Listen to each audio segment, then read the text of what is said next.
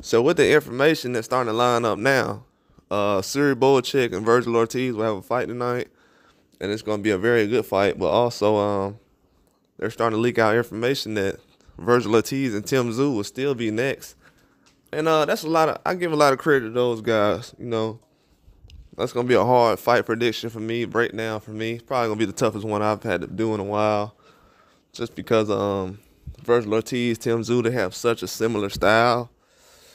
Just don't know. And then I have to see what Vergil Ortiz can give tonight, what he can showcase against Bullcheck. But it looks like that fight's going to be next. The winner of that fight will definitely step up. Like I said earlier this year, it's going to be a tournament. Well, actually, I said that last year. I know a lot of people starting to run with that idea as far as tournaments and stuff. I never heard people say that before, but now people are throwing that word around. So people appreciate everybody who support, but people who don't, yeah, they're definitely running off with ideas. But 54 is definitely like a tournament style right now. Like I said with Turkey Sheik, he's doing that just like with 135 last year with Top Rank. It's kind of coming into place, but now you have the whole Tank Davis thing. But at 54, Vergil Ortiz and Tszyu is definitely going to be the fight that comes up next. And I got it's a lot of things going on right now, you know, a lot of distractions. People are trying to get Tszyu to fight other guys.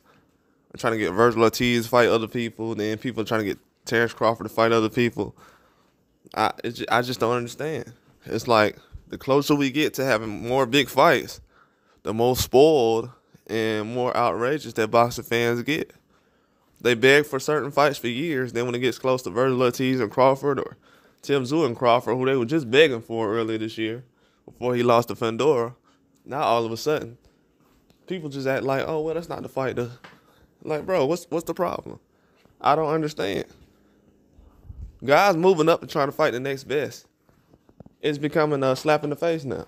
And it's like Tszyu and Vergil Ortiz aren't getting respect put on their name because people are treating them like they're just an average boxer. I hear a lot of people saying, well, Boots need to fight Crawford. So Crawford fighting Tszyu or Vergil Ortiz is worse than fighting Boots? I don't understand these fans. But in America, a lot of fans like to see two black guys or two Americans fight each other for no reason, out of nowhere. Like as soon as the Earl Spence fight was over with last year, like I'm gonna tell you why I don't really believe in none of these fights people are asking for. The same people who asked for Earl Spence fight last year gave Terrence Crawford no credit. It's just like Fandora when he was fighting Tszyu, they gave Fandora no credit. But now they see Fandora's a problem after a loss. So you can go out there lose, and you can still come out and fight a guy like Tszyu. You can switch your style up. It's possible. After a knockout loss. So, yeah, that division is still hot.